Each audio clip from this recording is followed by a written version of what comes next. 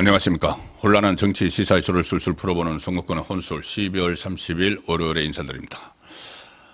어제 오전에 일어난 전남 무안공항 여객기 참사로 온 국민이 큰 슬픔에 잠겨 있습니다. 희생자들의 명복을 다시 한번 빕니다.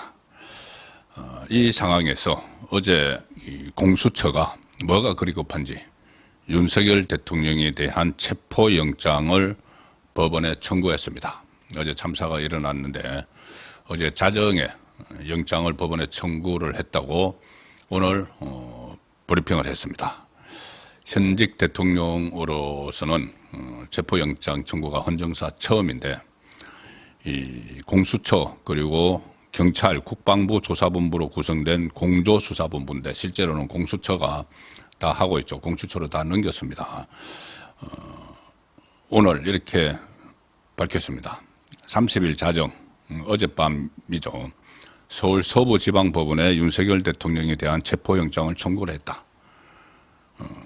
세 번에 걸쳐서 윤석열 대통령에 대한 이 내란 우두머리, 이 뭐 법적 용어입니다. 내란 우두머리, 직권남용 혐의 피의자 신분으로 출석해서 조사를 받으라고 통보했지만 모두 응하지 않았기 때문에 체포영장을 법원에 청구를 했다는 겁니다. 세 차례 모두 출석 요구서 수령을 거부를 했다. 변호인 선임계 제출하지 않고 있다.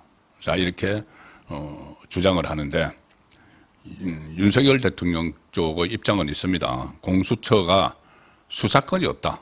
아니, 수사권이 없는데 이렇게 자꾸 소환 통보를 하니 응하지 않는 것이라는 이야기입니다.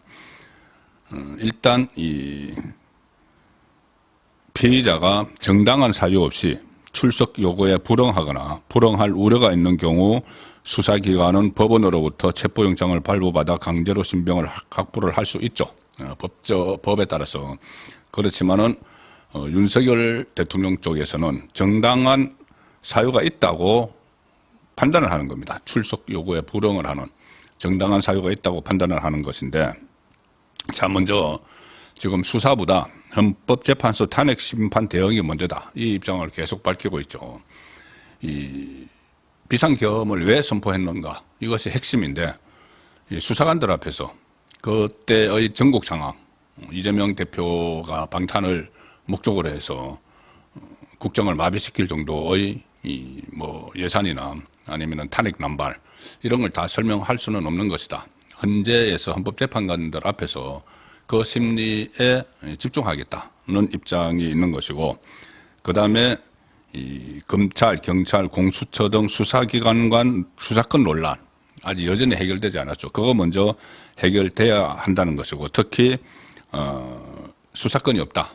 이 공수처는 자, 그 내용들로 정당한 사유가 있다고 판단을 하기 때문에 불응을 하고 있는 겁니다.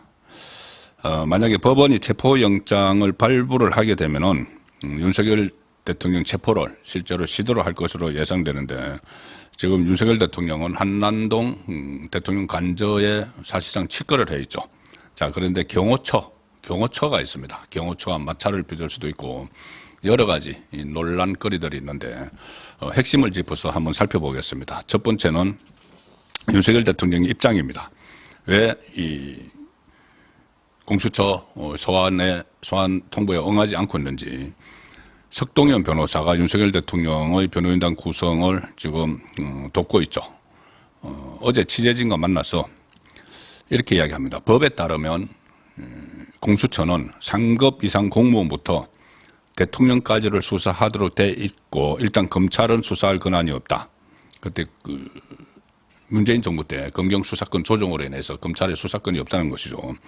그런데 공수처가 대통령까지를 수사를 할 수 있는데, 그런데 공수처법에는 조사할 수 있는 죄명이 다 정해 놓았는데 거기에 내란죄는 없다. 내란죄는 수사 대상이 아니다. 현행법상 공수처는 내란죄에 대해서 수사를 할 수가 없습니다. 그런데 공수처가 계속 소환을 하겠다고 하는 것은 두 가지 혐의죠. 윤석열 대통령이 받는 것이 두 가지 혐의인데, 하나는 직권남용 권리행사 방해입니다. 직권남용죄는 고위공직자의 직권남용죄는 공수처가 수사를 할 수 있다. 그래서 직권남용죄로 수사를 하겠다는 겁니다. 그러다가 수사를 하다가 보면은 관련 범죄가 내란 혐의 수사니까는 내란 혐의도 관련 범죄로 수사할 수 있다. 이렇게 주장을 하고 있습니다.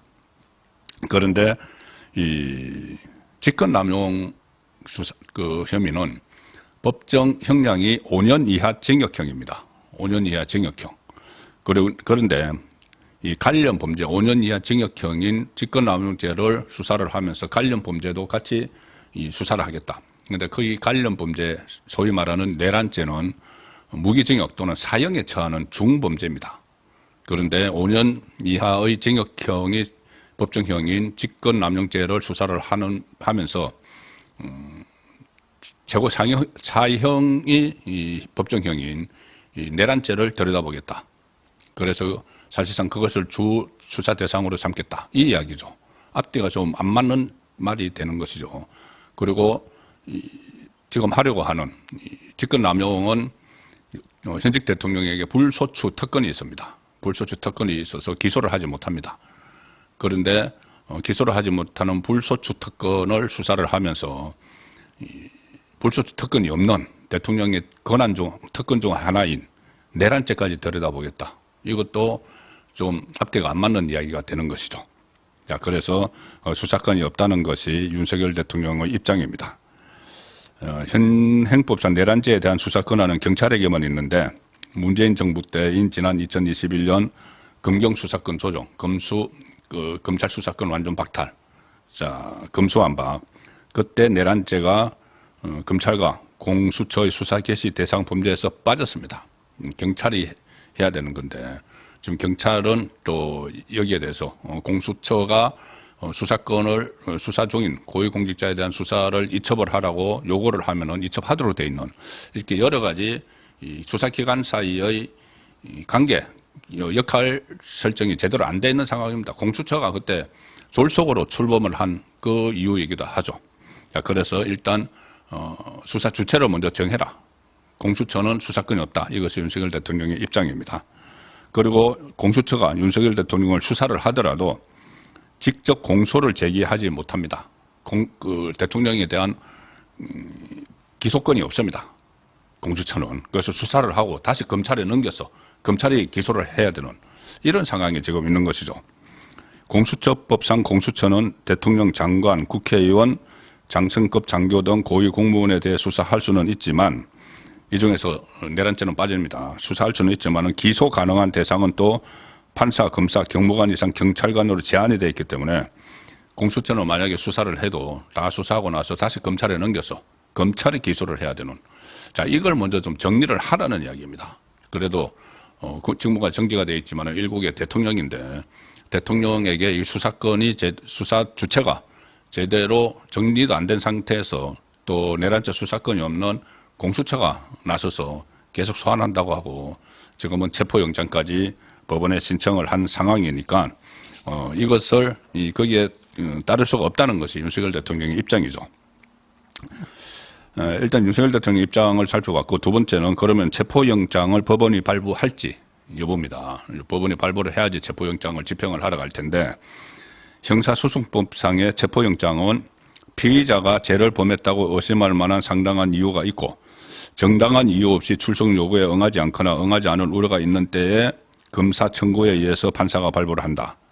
자, 일단 형식적인 부분만 보면은 보통 일반인이라면은 일반 범죄 피의자라면은 일단 해당이 될 수가 있죠. 왜 그러냐면은 피의자가 죄를 범했다고 의심할 만한 상당한 이유가 있다. 이것은 김용현 전 국방부 장관에 대해서 법원이 구속영장을 발부를 한번 했기 때문에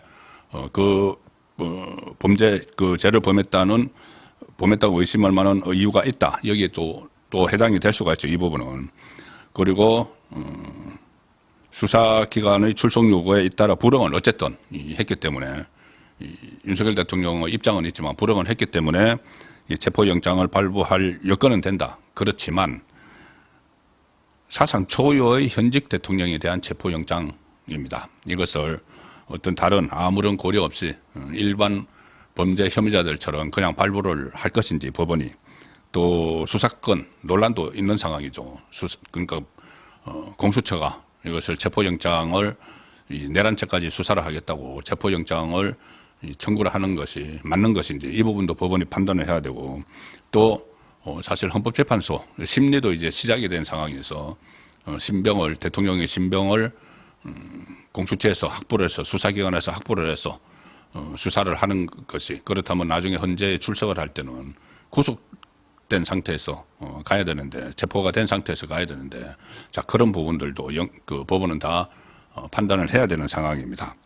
그리고 또 집행하는 과정에서 경호처와 충돌을 할 수도 있는 문제.